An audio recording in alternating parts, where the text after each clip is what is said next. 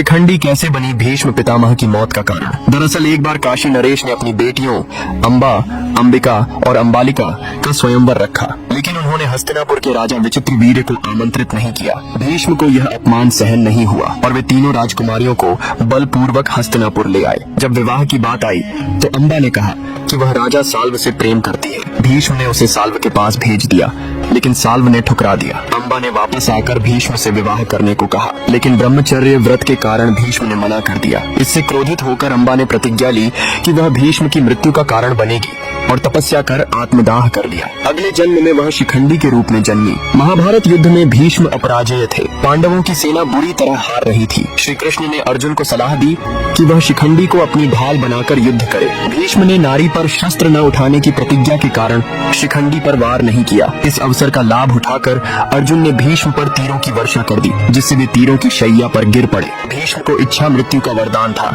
इसलिए वे तड़पते रहे। उन्होंने श्री कृष्ण से पूछा, मैंने जीवन भर धर्म का पालन किया, फिर इतनी पीड़ा क्यों? श्री कृष्ण ने उन्हें उनके पिछले जन्म की एक घटना याद दिलाई। एक बार भीष्म ने शिकार के दौरान एक निर्दोष सांप को तीर से झाड़ियों में फेंक दिया था। वह कांटों में फंसकर तड़प तड़प कर मर गया और श्राप दे गया कि जिसने उसे कष्ट दिया वह भी ऐसे ही मरेगा। भीष्म को अपने कर्मों का फल समझ आ गया। श्री कृष्ण बोले, कर्म का फल अवश्य मिलता है, जैसे कर्म वैसे फल।